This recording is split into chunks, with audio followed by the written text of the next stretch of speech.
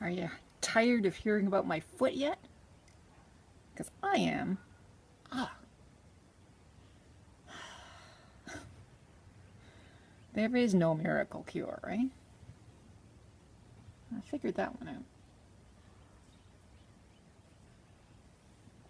So it's Thursday, and on Tuesday I got my injection done. Probably I'm just being impatient, you know? But it hurts worse than it did before. Like the injection site hurts. And the place where my plantar fasciitis was wonderfully under control is hurting.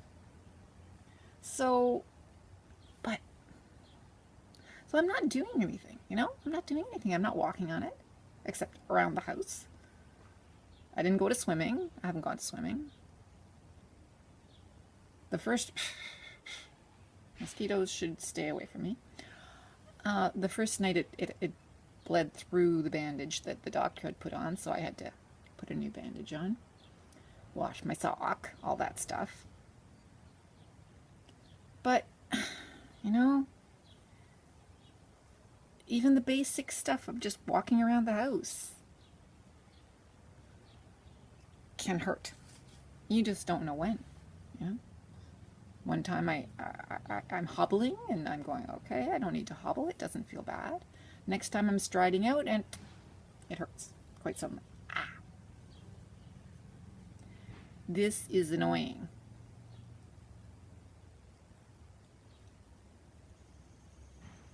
Those little squirrels, they sit around and they do stuff like this.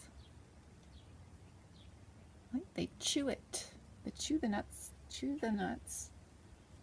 and they drop them like that. There's always stuff dropping. Always bits of nut coming down and being disposed of or discarded. So yesterday watched the Netherlands play Argentina. That did not go well for the Netherlands. So long Holland. And Germany will be playing Argentina on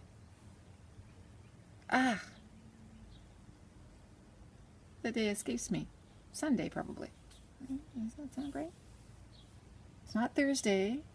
It's not today. It's gotta be Sunday.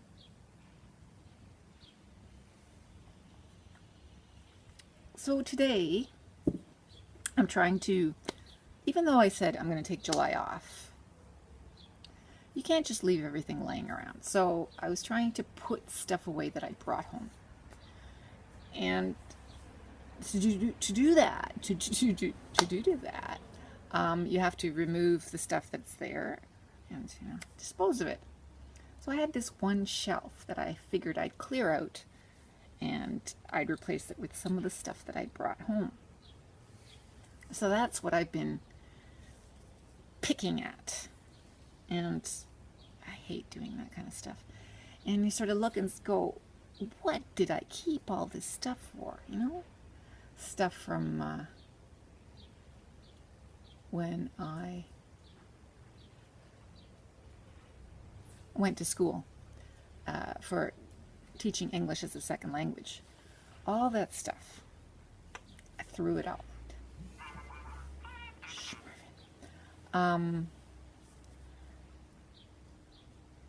Stuff from years of teaching that I thought, okay, I had too much of this, I'll put it away and I'll use it for another time. I threw it out. Because guess what? Where does it go?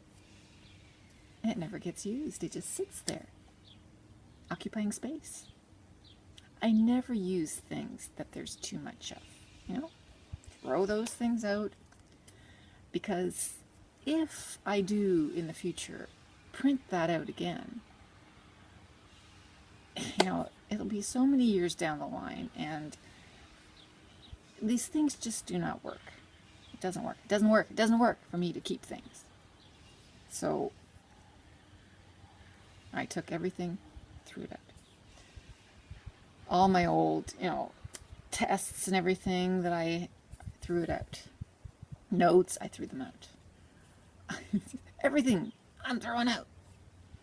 And no, don't worry, I won't go, oh, I threw it out. Oh my God, how could I have done that? No, no, no, no, no. I forget about things. I have forgotten about those things for all the time that they were sitting there. So I'm not suddenly going to remember them somewhere down the line. They're forgotten and they're gone. So thrown out is good.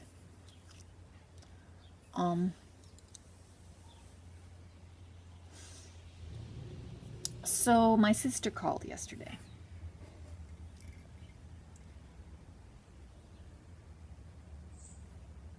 Because I'd been mentioning a few times ever since she's had this computer trouble, or her computer sends one message and then sends the same message a gazillion times, I've been mentioning to her back, hey, it's Dad's birthday. It's Dad's 90th birthday. And finally I said, so we're thinking of doing this. And told her about our plan to get together at their house and just have a little get together, happy 90th. And I was trying to get, a few people to come along so that I would not be alone with my parents, which has been my practice for the past couple of years now. Marvin, I'm talking. So finally she responded.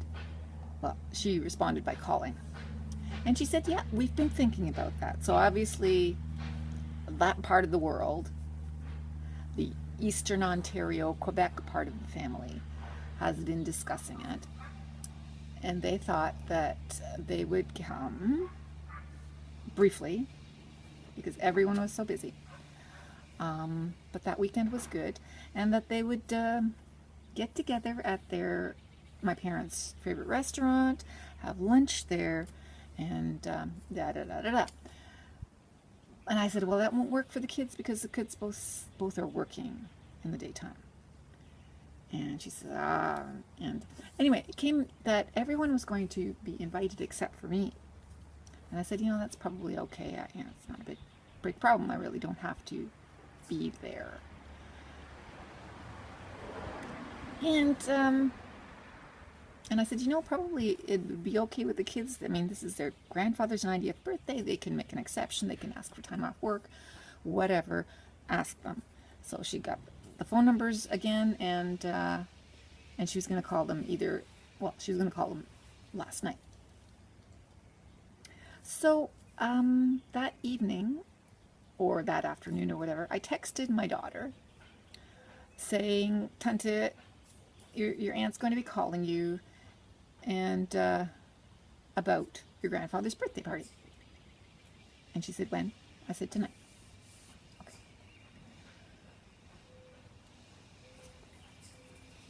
And that was that. So I didn't know what happened. This morning I got a text from my daughter saying, what's the phone number? My aunt's phone number, or her aunt's phone number, because she called this morning and my daughter was out with the dog and didn't get the message. Didn't answer the phone. So I gave her the phone number. And a few minutes later, she texts me back. So you guys aren't coming to this thing? I said, nope. How about you guys? And she says, oh, I think we can make it because of, whatever. She was figuring on, like I said, making the exception and coming to Opa's birthday party. And she says, so why aren't you guys coming? I said, well, they figured it wouldn't be a good idea. And I said, do you? And she says, well, I don't know. I don't think it would be that big of a problem. I said, yeah, you know what? Neither do I. So we went back and forth, and we figure, I'm not making any hand gestures, but, and I'm not making any unpleasant comments, but just fill those in yourselves, what I was thinking. We're going to go. So when the date comes closer, when plans are finalized, I'm just going to say, hey, the kids figure we should come, so we're gonna go. We're gonna go too. My sister,